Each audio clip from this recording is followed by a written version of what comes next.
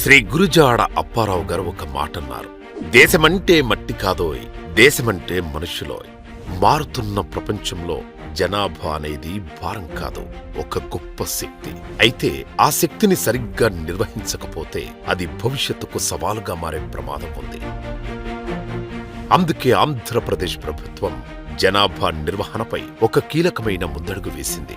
అమరావతిలో శాసనసభలో ముఖ్యమంత్రి చంద్రబాబు నాయుడు గారు రాష్ట్రంలో మొదటిసారి పాపులేషన్ మేనేజ్మెంట్ పాలసీపై దిశానిర్దేశం చేశారు. ఇప్పటి వరకు దేశంలో ఎక్కువగా ఫ్యామిలీ ప్లానింగ్ గురించి మాట్లాడినప్పటికీ ఇకపై పాపులేషన్ కేర్ అనే కొత్త దృష్టికోణంతో ముందుకు వెళ్లాల్సిన అవసరం ఉందని ప్రభుత్వం భావిస్తోంది. ప్రస్తుతం ఆంధ్రప్రదేశ్లో టోటల్ ఫెర్టిలిటీ రేట్ కేవలం 1.5 మాత్రమే ఉంది. 1992-93 మధ్య కాలంలో ఇదే రేట్ 3.0గా ఉండేది. ఇలా జననాల రేటు తగ్గుతూ పోతే భవిష్యత్తులో పనిచేసే ప్రజల సంఖ్య తగ్గిపోతుంది. దాంతో ఆర్థిక వృద్ధి మందగించే ప్రమాదం ఉంది.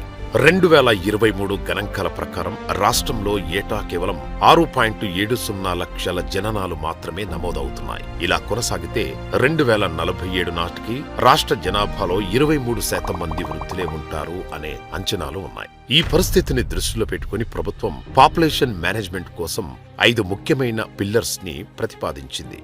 అవి మాతృత్వం, శక్తి, క్షేమం, నైపుణ్యం, సంజీవని. ఈ విధానం ప్రకారం ఒక వ్యక్తి జీవిత చక్రంలోని ప్రతి దశలో ప్రభుత్వం మద్దతందించనుంది. గర్భధారణ నుంచి వృద్ధాప్యం వరకు ఆరోగ్యం, విద్య, ఉపాధి, సంక్షేమం వంటి రంగాల్లో ప్రత్యేక చర్యలు తీసుకోనున్నారు. పిల్లలు లేక లేదా ఫెర్టిలిటీ సమస్యలతో బాధపడుతున్న దంపతులకు సహాయం చేయడానికి ప్రభుత్వ ఆసుపత్రుల్లో ఫెర్టిలిటీ సెంటర్లు ఏర్పాటు చేయాలని ప్రభుత్వం నిర్ణయించింది. అలాగే మాతృత్వ సెంటర్ ఆఫ్ ఎక్సలెన్స్ ద్వారా సబ్సిడీతో ఐవీఎఫ్ సేవలు అందించే ప్రణాళిక కూడా ఉంది. 3వ సంతానాన్ని ప్రోత్సహించేందుకు ప్రభుత్వం ప్రత్యేక ప్రోత్సాహకాలు ప్రకటించింది. 3వ సంతానం డెలివరీ సమయంలో 25,000 రూపాయల ప్రోత్సాహకం. అదే కాకుండా 5 సంవత్సరాల పాటు నెలకు 1,000 రూపాయల పోషణ సాయం మరియు 18 సంవత్సరాల వరకు ఉచిత విద్య అందించనుంది. అదనంగా 3వ సంతానం ఉన్న మహిళా ఉద్యోగులకు 12 నెలల పేరెంటల్ లీవ్, తల్లిదండ్రులకు 2 నెలల పెటర్నల్ లీవ్ ఇవ్వాలనే ప్రతిపాదన కూడా ఉంది. మహిళల సాధికారత కూడా ఈ పాలసీలో కీలక అంశం. ప్రస్తుతం రాష్ట్రంలో మహిళల వర్క్ ఫోర్స్ పార్టిసిపేషన్ 31% మాత్రమే ఉంది. ఇది 59%కి చేరుకుంటే రాష్ట్ర జీఎస్డీపీ 15%కి పెరుగుతుందని ప్రభుత్వం భావిస్తోంది. దీనికోసం మహిళల కోసం ప్రత్యేక సదుపాయాలు కల్పిస్తున్నారు. రాష్ట్రమంతటా వర్కింగ్ ఉమెన్ హాస్టళ్లు, చైల్డ్ కేర్ సెంటర్లు మరియు పింక్ టాయిలెట్స్ ఏర్పాటు చేయాలని నిర్ణయించారు.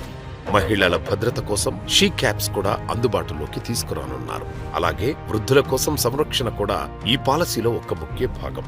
2047 నాటికి రాష్ట్రంలో వృద్ధుల సంఖ్య పెరుగుతుందని అంచనా వేస్తున్నందున ప్రతి జిల్లాలో ప్రత్యేక వృద్ధ సంరక్షణ వార్డులు ఏర్పాటు చేయనున్నారు. రాష్ట్ర ఆరోగ్య వ్యవస్థను బలోపేతం చేయడానికి ప్రాజెక్టు సంజీవనిని అమలు చేయనున్నారు. ఈ ప్రాజెక్టు ద్వారా 5.2 కోట్ల ప్రజలు ఆరోగ్య వివరాలు డిజిటల్ గా నమోదు చేయబడతాయి. రాష్ట్రంలోని 2086 ఆరోగ్య కేంద్రాలతో ఈ సమాచారం అనుసంధానం చేయబడుతుంది. అదేవిధంగా రాష్ట్రంలో గుర్తించిన 71 లక్షల హై రిస్క్ కేసులకు మెరుగైన వైద్య సేవలు అందించేందుకు చర్యలు తీసుకుంటున్నారు. ఈ కొత్త పాలసీపై ప్రజల అభిప్రాయాలను కూడా ప్రభుత్వం కోరుకుంటోంది. పాలసీ డ్రాఫ్ట్ ను ఆన్లైన్లో ఉంచి రాష్ట్రంలోని ప్రతి నియోజకవర్గంలో నెల రోజుల పాటు చర్చలు నిర్వహించనున్నారు. ప్రతి నెల 4వ శనివారం పాపులేషన్ కేర్ పై ప్రత్యేక కార్యక్రమాలు నిర్వహించాలని నిర్ణయించారు. ఈ నెలాఖరులోపు తుది పాలసీ రూపొందించి ఏప్రిల్ 1 నుంచి అమలు చేయాలని ప్రభుత్వం నిర్ణయించింది. సమాజంలో స్థిరత్వం, సంపద, సమృద్ధి సాధ్యమవుతాయి. ఈ పాపులేషన్ మేనేజ్మెంట్ పాలసీ ఒక కీలక అడుగు అని ప్రభుత్వం భావిస్తోంది. జనాభా భారం కాదు, సరిగ్గా నిర్వహిస్తే అది రాష్ట్ర అభివృద్ధికి ఒక గొప్ప భాగ్యం. అందుకే ఆరోగ్యకరమైన, సంపన్నమైన, సంతోషకరమైన ఆంధ్రప్రదేశ్ నిర్మాణం కోసం పాపులేషన్ మేనేజ్మెంట్ ఒక కొత్త దిశగా మారుతోంది.